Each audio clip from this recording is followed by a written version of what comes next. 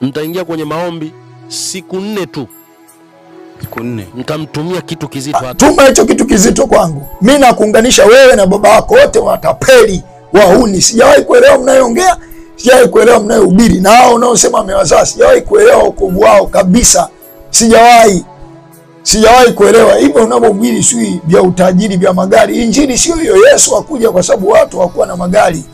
Yesu hakuja kwa sababu watu walikuwa hawana utajiri. Yesu alikuja kuwakomboa watu na dhambi zao. Tuleteeni ushuhuda wa watu walioacha dhambi kwa injili ya watoto.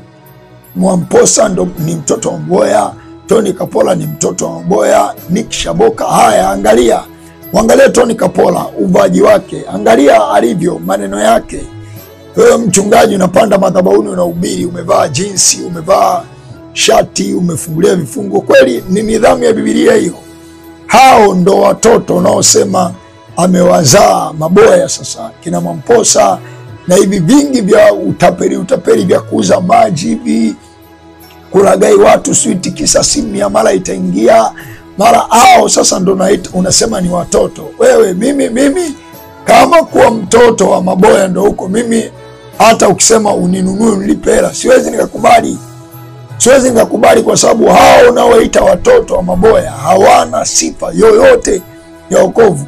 Kwa na kuunganisha wewe na wewe baba wako Maboya, mwisho yote unaweza ukafanikiwa kuwa na washirika wengi, ila wana ushuhuda gani unaofanana na Biblia? Huyu ni mama watoto wangu ambaye tulikuwa na tofauti 2015 pale. Nilimjeruhi sana kwa mambo mengi sana. Amen. Hatujarudiana. Sisi mkasema wamerudiana. Lakini vizuri kuomba msamaha kwa majeraha yote ndio yasababisha kwenye maisha yake. Na naomba kupitia hichi, wanaume wote ambao mmejeruhi wake zenu, hata kama mmeshaoa, rudini mkawaombe nao. Sema amina, usiniangalie kwa kunihukumu. Kwa naomba unisamehe sana kwa yote ambayo nimekufanyia kwenye maisha yako. Kuna vitu vingi nimekwamisha ndoto zako nyingi. Naomba unisamehe na usinichukulie kama adui. Mimi sio adui yako, mimi ni rafiki kwa kila mtu sasa hivi. Mungu akubariki sana. Au sema unisamehe.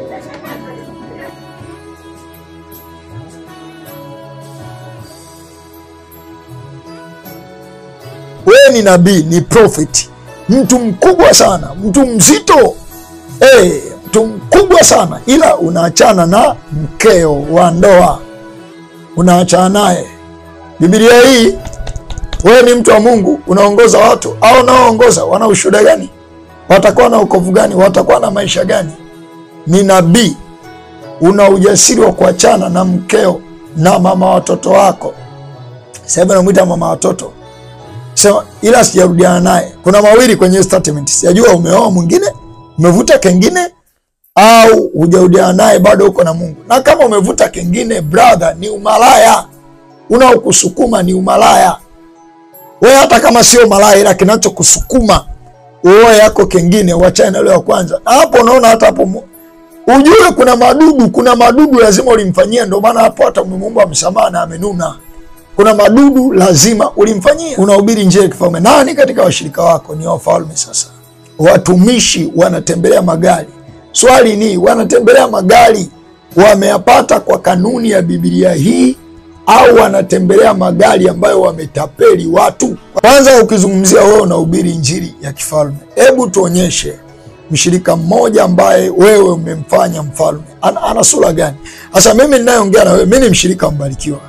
Mimi naongea na wewe ni mshirika mbarikiwa, lakini angalia channel yangu hii ya YouTube, angalia vitu ninavyoongea, angalia watu wanaonifuatia. Mimi ni mshirika, mimi sio mbarikiwa. Mimi ni mshirika mbarikiwa. Wewe hapo ulipo hapo, hata watu tu wanaonifuatilia mimi na kufuatilia wewe wanakufuatia wachache, na kujulisha mwanadamu, wewe hapo ulipo Bashando, ukishaona kwa sehemu kubwa watu wakufuatilia, jua unaongeaga moshi. Wanadamu, msiwe na Mungu wa ulimwengu wa roho kule kwenye bangi. Mungu sio huyo. Mimi sishughuliki na jina kubwa.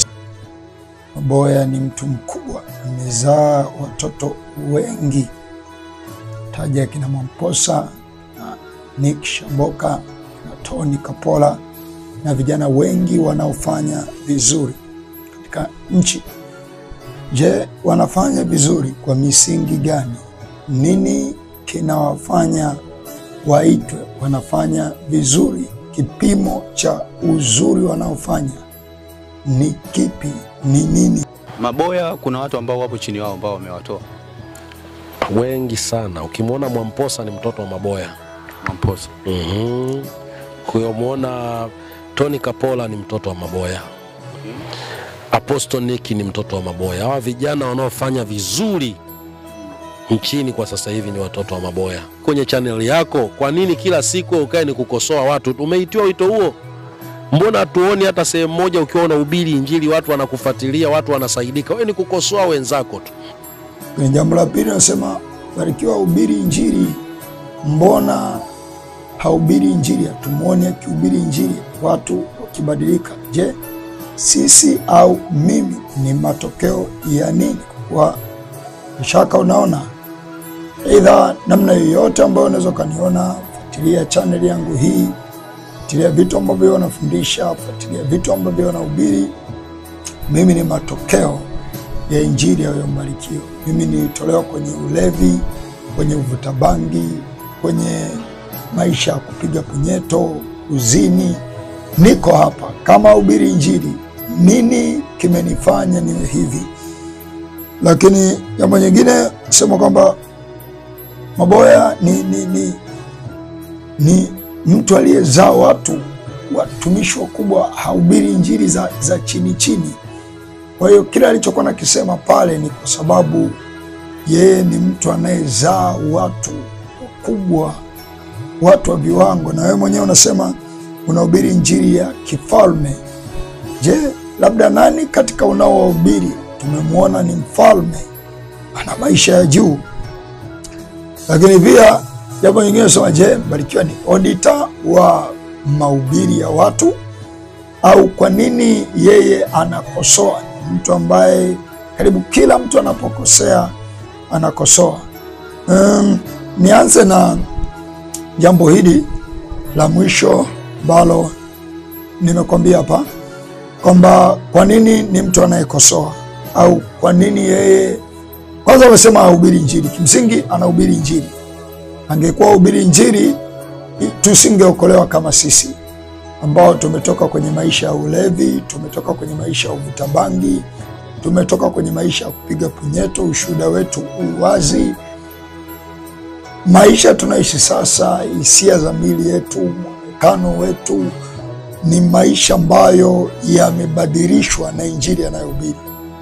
Inawezekana wewe ndio huo unafuatilia vitu ambavyo huwa anawazungumzia watu, lakini hata kwenye channel ya Kikosi cha Injili ukienda, kuna ibada za kila siku ambazo zinahubiriwa injili, yanahubiriwa mafundisho ya kumjenga, kumlea mtu, kumkuza mtu, kumfanya mtu afike kwenye miongoni mwa hatua za baraka na neema ambazo mwanadamu hasa au mtu aliyokoka alitakiwa kuwa nazo. Ukisema kwani asubiri injili, na yeye hubiri tu injili. Injili ya wazungu hiyo ambayo nyinyi ndio mnajua injili hiyo ya wazungu anahubiri. Lakini nje na injili ya wazungu tujadili Biblia. Injili ni nini? Injili ni nini kwenye Biblia? Katika Warumi, hiki ndio kitabu pekee ambacho kimefafanua injili, lakini pia nitaenda kusomea vitabu kadha wa kadha ambavyo vimefafanua hiyo injili. Sasa Warumi 1:16 Mtume Paulo anasema, kwa maana sione haya injili kwa sababu ni uwezo wa Mungu uletao wokovu kwa kila aminie, kwa Myahudi kwanza na kwa Myunani pia. Injili ni uwezo wa Mungu uletao wokovu. Wokovu ni nini? Wokovu ni badiliko. Wokovu ni mtu kutoka kwenye aina moja ya maisha kwenda kwenye aina nyingine ya maisha. Paulo anasema kwenye Korinto wa pili 5:17 kwamba mtu akiwa ndani ya Kristo Yesu amekuwa kiumbe kipya, ya kale yamepita, tazama yamekuwa mapya. Sasa ili kujulisha kwamba Mbarikiwa anahubiri injili, angalia watu anawalea mithili ya mimi, kwamba ni watu tuliokuwa tuna maisha ya uzinzi, tuliokuwa tumejaa tamaa, tuliokuwa walevi, tuliokuwa vuta bangi. Yale maisha ya uzinzi tumeachana nayo, bangi tumeacha kuvuta, ulevi tumeacha. Kwa nini? Injili ni uwezo wa Mungu uletao wokovu. na katika kuleta wokovu pia kuonya, kukemea, kukaripia, kuhimiza ni sehemu, kwa sababu mwanadamu akiwa haishi kwenye hayo, huyo sio. Sasa Paulo huyu aliyesema kwamba injili ni uwezo wa Mungu letao wokovu, ndiye Paulo anayeandika katika waraka wa pili wa mtume Paulo kwa Timotheo sura 4 mstari wa 2, anamwambia hivi Timotheo, lihubiri neno, uwe tayari wakati kufaao na wakati usiokufaa. Lihubiri neno, uwe tayari wakati kufaao na wakati usiokufaa. Karipia, anamwagiza Timotheo, kemea na kuonya kwa uvumilivu wote na mafundisho. Karipia, kemea na kuonya kwa uvumilivu wote na mafundisho. Hii ndo injili. Huyu Paulo ndo mzee wa injili, ndo baba wa injili, ndio mtu aliyehubiri injili maeneo mengi zaidi, ndio mtu aliyejilipua zaidi kwenye injili. Anamwagiza Timotheo mwanawe, karipia. Kwa nini? Kwa sababu na yeye alikuwa anakaripia, kwa sababu na yeye alikuwa anaonya, alikuwa akiona unafiki wa kina Petro. Anasema Petro, acha unafiki, na alishindana na Kefa wazi wazi, na alimkemea wazi wazi katika Timotheo wa kwanza 5 mstari wa 20, anasema wale wadumu kutenda dhambi wakemee mbele ya wote, ili na wengine waogope. Manake mtu anayefanya makosa yule anatakiwa aambiwe mbele ya watu wote. Haya, bado cha kusomea maandiko mengine, mtu akipenda kazi ya askofu apenda kazi njema, lakini awe na maisha gani? Sasa nikufanulie kidogo kwamba Mbarikiwa ni auditor wa mahubiri ya watu wengine. Nikujulishe kwanza, injili acha na ya wazungu, kwa sababu injili ya wazungu imewasaidia nyewe kukusanya watu mnaoita wameokoka au umewasaidia, ila ukweli bado ni malaya. Ndio maana wewe unasema, yani mimi siwezi nikalea kanisa kama la Kikoskazi, wanawake wana mvuto. Ujui mvuto wewe unajua mvuto wa kimalaya, unajua mvuto wa kikaaba, ujui mvuto. Kwa sababu maandiko yakiwazungumzia akina Sara, yakiwazungumzia akina Mariamu, sio wanawake waliokuwa wazuri au waliokuwa na mvuto wa kimalaya. Mvuto halisi ni mvuto ambao mtu anakuwa anavutwa na vile ulivyo na anatamani kuwa kama wewe. Lakini wewe, nataka nikwambie, hata hao unaosema sio Maboya amezaa watoto, naunganisha hapa vitu. Maboya amezaa watoto, Mwamposa ndo ni mtoto wa Maboya, Tony Kapola ni mtoto wa Maboya, Nick Shaboka. Haya, angalia Tony Kapola, uvaji wake, angalia alivyo, maneno yake. Wewe mchungaji unapanda madhabahuni unahubiri, umevaa jinsi, umevaa shati, umefungulia vifungo. Kweli ni nidhamu ya Biblia hiyo? Hao ndo watoto unaosema amewazaa Maboya. Sasa kina Mwamposa na hivi vingi vya utapeli vya kuuza maji hivi, kulagai watu, switi kisa simu ya mara itaingia mara hao. Sasa ndo unasema ni watoto. Wewe mimi kama kuwa mtoto wa Maboya ndo huko, mimi hata ukisema uninunue nilipe hela siwezi nikakubali, kwa sababu hao unaoita watoto wa Maboya hawana sifa yoyote ya wokovu. Kwa kuunganisha wewe na wewe baba yako Maboya, mwisho yote unaweza ukafanikiwa kuwa na washirika wengi, ila wana ushuhuda gani unaofanana na Biblia? Sasa Biblia hii watu wa Mungu kabisa ilikuwa wakiona mahali popote penye ubaya, penye upotovu, wanatakiwa wanyooshe mapito ya Bwana. Huo ndo wito ambao watu waliitwa kwenye Biblia hii. Lakini huu wito ambao unakuta kanisa lile ni malaya, lile mnavaa kimalaya lakini mwisho wote mtasema wote ni wasafiri tunahubiri injili. Hapana, ambaye anahubiri utapeli anatakiwa ambiwe, wewe unahubiri utapeli, hiki unachohubiri sio injili. Injili sio hiyo, kuhubiri injili sio huko, kuhubiri Kristo sio huko. Sasa nikusomee kitabu cha Yeremia 1 mstari wa 10. Angalia, nimekuweka leo juu ya mataifa na juu ya falme, ili kung'oa na kubomoa na kuharibu na kuangamiza, ili kujenga na kupanda. Mungu anamwambia Yeremia, amemweka juu ya falme na juu ya mataifa, ili kung'oa na kuangamiza na kuharibu kila kitu, lakini ili kutengeneza, kujenga na kupanda. Katika Ezekiel 3:13 nataka ujue kwamba wako watu waliitwa hivi, na hata wewe uliitwa kwa wito huu, isipokuwa tu wewe Yaani wewe staili yako ulionayo ni kwamba wewe umefanyika msukule. Kwa sababu msukule ni vile unapokuwa wewe unapingana Biblia ila hujui. Ndio maana kwenye interview yako yote hiyo, hata ulioongea hayo, chukua maandiko, fananisha, utakuta hayako. Haya, ngoja nikusomee. Ezekiel 3:13, nimwambia hapo mtu mbaya hakika utakufa. Nianze 17, Ezekiel 3:17, yeye niko nasoma 18, 17. Mwanadamu, nimekuweka kuwa mlinzi wa nyumba ya Israeli. Basi sikia neno hili litokalo katika kinywa changu, kawape maonyo haya yatokayo kwangu. Nimwambia hapo mtu mbaya hakika utakufa, wewe usimpe maonyo wala usemi na mbaya, hakika utakufa. Wewe usimpe maonyo wala usemi na huyo mtu mbaya, ili kumuonya, kusudi aache njia yake mbaya na kujiokoa roho yake. Yule mbaya atakufa katika uovu wake, lakini damu yake nitaitaka mkononi mwako. Huko mbele siendelee, lakini huko mbele anasema kimwambia mtu yule mbaya naye akaendelea na ubaya wake, basi atakufa na dhambi yake itakuwa iko juu yake ye mwenyewe. Katika kitabu cha nabii Isaya 58 mstari wa kwanza, maandiko yanasema kwamba piga kelele usiache, paza sauti yako kama tarumbeta, wahubiri watu wangu kosa lao na nyumba ya Yakobo dhambi yao. Usiwahubiri Wafilisti, wahubiri watu wangu. Kwanza kimsingi watu wangu ina maana mbili: watu walioumbwa na Mungu, lakini pili ni watu walioitwa kwa jina la Mungu, watu wenye maisha ambayo Mungu hasa ndo alitaka watu wawe nayo hayo. Wahubiri watu wangu kosa lao na nyumba ya Yakobo dhambi yao. Kwa hiyo mhubiri kabisa kabisa alitakiwa kuhubiri makosa ya watu wa Mungu.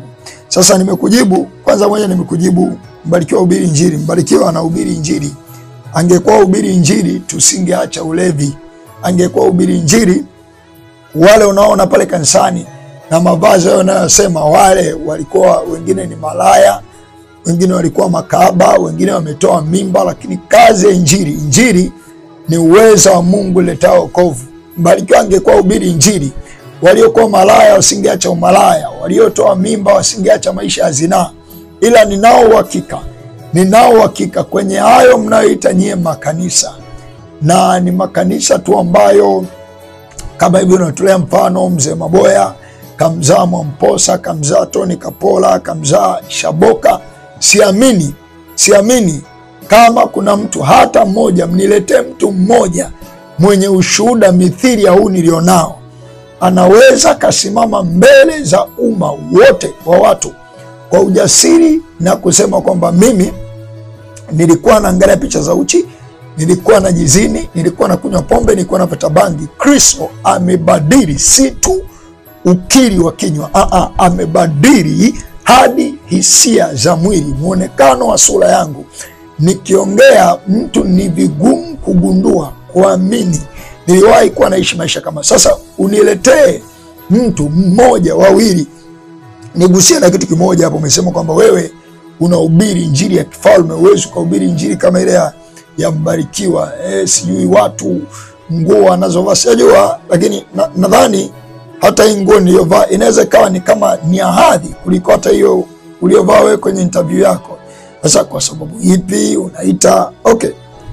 Lakini nirudi hapo kwamba wewe unahubiri injili ya kifalme, na Maboya amefanya liberation kubwa sana, kwa sababu kabla yake mlokole alikuwa ni mjinga fulani, mpumbavu fulani. Ni kwa sababu walokole wenyewe walikuwa wajui wokovu ni nini. Maandiko katika Mithali 1:17 anasema kumcha Bwana ni chanzo cha maarifa.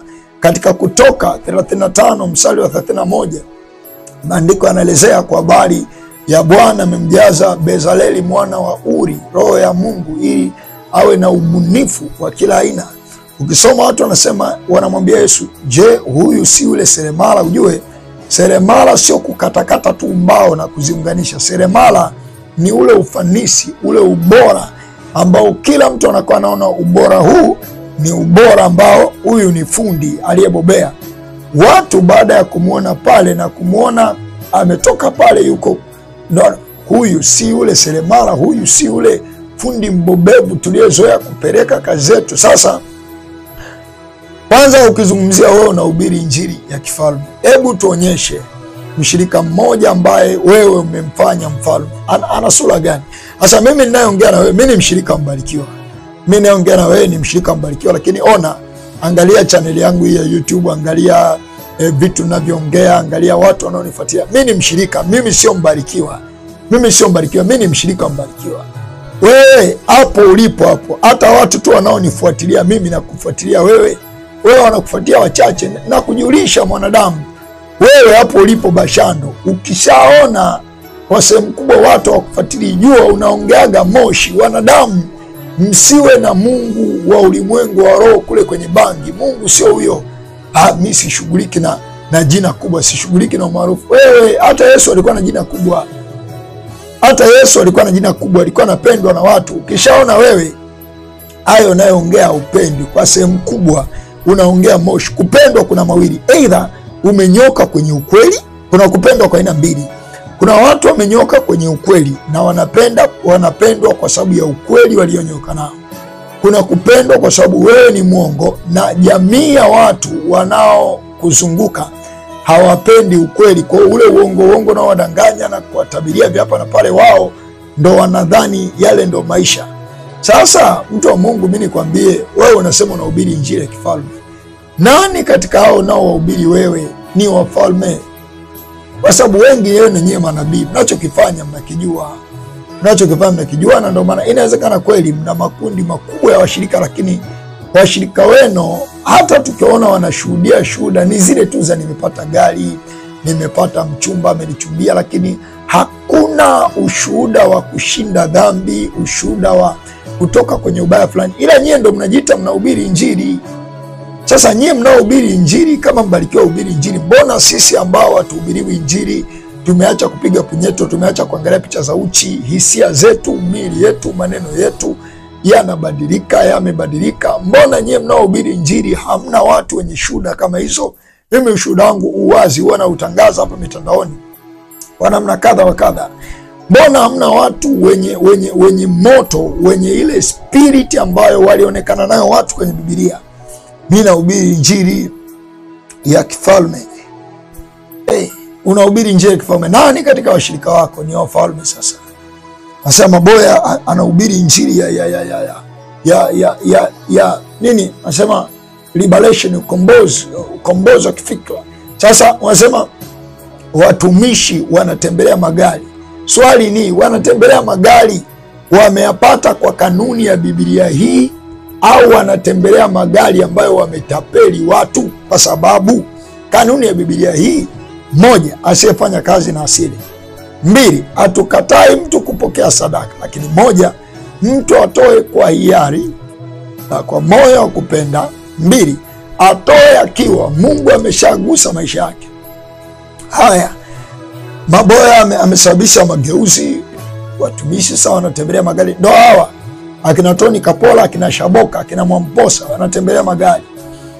Hawa sio unaita rais wa mitume na manabii, hawa akina Jodevi ndo wanatembelea magari. Haya, akina Jodevi alikuja mwandishi wa habari akamuuliza, wewe Yesu akija akakuta wewe unagawa magari, washirika wako wanahala njaa, unafikiri Yesu atajisikiaje? Jodevi akawa anajibu utumbo tu pale, aueleweki kitu. Sasa mwisho yote hao wanaosema wanatembelea magari ndio wao kina Mwamposa. Kina Mwamposa wana ushuhuda gani kwenye jamii? Wana maisha gani? Hayo magari sio wametapeli tu watu. Nafikiri mimi siwezi kuhubiri injili kama hizo wanazohubiri wadogo zako akina Shaboka hizo. Unafikiri siwezi kuhubiri mimi hizo nikavutia watu hapa vya uongo na kweli? Leteni watu wenye ushuhuda wa wazi, wenye maisha ya wazi. Yaani unajua wokovu si swala la kusema watu wanatembelea magari. Wameyapataje njia walioipata? Sisi hatutembelee magari kwa sababu hatujaamua tu kuwa na injili za wizi kama hizo. Lakini bila shaka unaona namna mbalimbali ambazo nakuwa nazo tungeweza kusimama mbele ya watu na kuambia Bwana anaenda kufanya jambo, usianga. Wewe ni imani za wazungu, imani za wehu hizo. Na ukweli ni kwamba kanisani kwa Maboya wote hawauzi ubuyu. Hawauzi ubuyu kanisani kwa Maboya wote wanafanya kazi za juu. Wote wanafanya kazi za juu. Wapi? Ngoja kwanza, afu amnijui. Ngoja nitaenda kutafuta kanisa la Maboya liliko. Na nitaenda kwenye ibada moja ni wahoji watu wanafanya kazi gani. Kwa sababu sasa mnataka tuanze kuwashughulikia, tutawashughulikia. Na mtajua si ni akina nani. Si wanauza ubuyu ni wanga. wanauza ubuyu ni wanga. Kwa hiyo sasa ngoja tutafuta kanisa liko wapi na tutajua wanafanya kazi gani, tena kuchunguza wanafanya kazi gani, alafu mtuambie na hao na wenyewe ni wanga, kwa sababu ninyi mnalea watu ambao wana maisha magumu, ila mnajifanya kana kwamba nyie ni watu fulani wa juu, maisha yenu ni ya juu. Haya watu wa Mungu, mimi nataka niendelee kuambia tena. Wewe kijana, humu mjini jua tu kwamba kuna watu wameadhibiwa maisha yao. Sasa Mbarikiwa kazi yake ni anasema kwanza anatengeneza viscenario ili atafute kiki. Tengeneza wewe scenario ya mkurugenzi mkuu wa usalama wa taifa ili uone jinsi ambavyo unaweza kupata hiyo kiki kirahisi. Tengeneza wewe hiyo scenario. Dia ni vema mtu akiwa amekuzidi kitu fulani uwe una appreciate, ila useme tu bwana unajua yule anatengeneza viscenario. Tengeneza wewe hiyo scenario uone inavyotengenezwa na vile ambavyo unaweza ukaitumia hiyo scenario kustawi. Sema kwamba Mbarikiwa yeye ni mtu ambaye anatukana matusi. Kwanza tusi ni lugha ya kuudhi. Kwa hiyo kwa nyie ambao kwa sababu mmejaa utapeli, lazima karibu kila anachokisema muite tusi, kwa sababu zinawaudhi na lazima ziwaudhi. Mimi nakusanya wewe, baba yako, au unaosema amewazaa sijui Tony Kapola, sijui Mamposa, sijui Shaboka, wote ni wale. Mimi sioni mtu katikati yenu mwenye ushuhuda wa wazi. Haya wewe sema, wewe kama unajibu hii clip, jibu umetoka wapi? Wokovu umekubadilishaje? Ukiona mpaka uligombana ukaachana mkeo wa ndoa, mpaka umegombana naye umeachana naye, wewe jua wewe hauna ushuhuda wote wa wazi, na inawezekana hata hapo ulipo umejaa mitamaa, mzinzi kabisa, hauna ushuhuda wote wa wazi. Level ya kuweza kuachana na mkeo, yani wewe ni nabii, nyema nabii nye, wewe ni nabii, ni prophet, mtu mkubwa sana, mtu mzito, mtu mkubwa sana, ila unaachana na mkeo wa ndoa, unaachana naye. Biblia hii, wewe ni mtu wa Mungu, unaongoza watu, au unaoongoza wana ushuhuda gani? Watakuwa na wokovu gani? Watakuwa na maisha gani? Ni nabii, una ujasiri wa kuachana na mkeo na mama watoto wako. Sasa namuita mama watoto, sema ila sijarudiana naye. Kuna mawili kwenye statement, sijajua umeoa mwingine, umevuta kengine, au hujarudiana naye bado uko na Mungu. Na kama umevuta kengine, brother, ni umalaya unaokusukuma, ni umalaya. Wewe hata kama sio malaya, ila kinachokusukuma uoe yako kengine, uachane na yule wa kwanza. Hapo unaona, hata hapo ujue kuna madudu lazima ulimfanyia. Ndio maana hapo hata Mungu amsamaha na amenuna. Kuna madudu lazima ulimfanyia. Sasa vyovyote vile, mimi ninachokuambia brother ni kwamba wewe mwenyewe una ushuhuda wa wokovu, wewe baba yako hana ushuhuda wa wokovu, au sio wadogo zako hana ushuhuda na wokovu. Injili sio hicho mnachokijua nyie. Sio watu kupata magari, au akina Tony Kapola kupata magari, kuita wanahubiri injili sio ya utajiri, sio ya kupiga hatua. Injili sio hiyo. Injili ni badiliko la hisia za mtu. Injili ni badiliko na mwenendo wa mtu, badiliko la kila kitu. Sasa niishi hapo, lakini ngoja kwanza, mzee wako tutamshughulikia. Wewe umesema utatuma kitu kizito kwa Mbarikiwa. Kwanza hicho kitu kizito, manabii kama nyewe tushasikia, ni tamtuma yule malaika sui aliye upumbavu mtupu. Hakuna chochote kile, kwa sababu labda ndo mna connection plan na watu wa serikali, ndo mnasema mtatuma kitu kizito. Hizo siku 4 tunazisubiri hizo siku 4, ila tunajua siku 4 zitapita na hakitatokea chochote.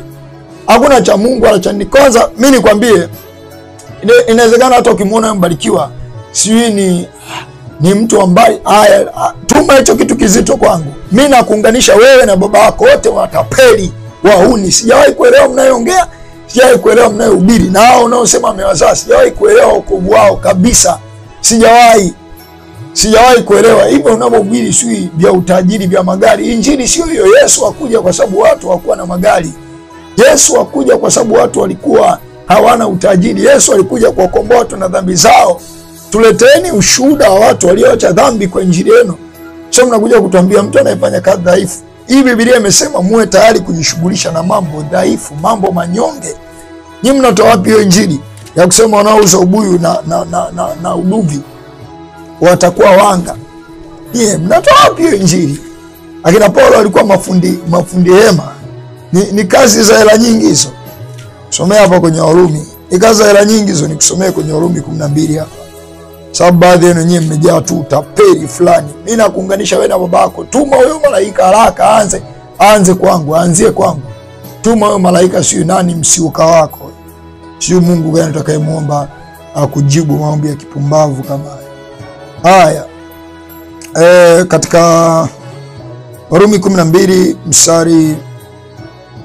mstari wa 16, mpatane nia zenu ninyi kwa ninyi, si nia yaliyo makuu, lakini mkubali kushughulishwa na mambo manyonge, sio watu wa kujivunia akili. Mkubali kushughulishwa na mambo manyonge. Nye haya kusema sio amefanya wamiliki magari. Unafikiri Yesu alikuja kwa sababu watu wana magari? Kweli watu wakishamiliki magari ndio kila kitu. Amiliki magari, ila hao wenyewe wanaosema kina Shaboka wanavaaje? Madhabahuni wanavaa kimalaya, wanavaa bisuruali, ndio wao nasema amezaa watoto, ameleta mapinduzi makubwa ya kiinjili. Huyo mimi nampa jina kuanzia leo. Huyo ndo baba wa kuharibu injili. Huyo Maboya Apostle ndio baba wa kuharibu injili, yani ndio baba wa matapeli, baba wa watu waliokuja kuharibu maana injili nini, baba wa watu wanaoishi kiholela, wasiojua wokovu ni nidhamu, wokovu ni discipline, wokovu hatuokoki tu na tukawa tunaishi kama tunavyotaka. Tukishaokoka tunalindwa na sheria ya Kristo, tunalindwa na sheria ya haki. Hatuishi uhuru tu, ni uhuru mbali na dhambi. Sasa hebu mtume huyo malaika wako aje kwanza kwangu. Sauti ya mtoto wa mtolee kutoka gerezani, enezeni njia ya Bwana, yanyosheni mapito yake. Kila kilima na vilima vitashushwa, kila bonde litainuliwa. Na ni heri kila mtu atakayeteswa, atakayefungwa, atakayeuawa katika Bwana. Sasa upate kupumzika baada ya taabu zake. Bwana mhukumu haki yu karibu kuja, kila mtu sawa taabu yake. Hii ndio maana ya lile neno Maranatha.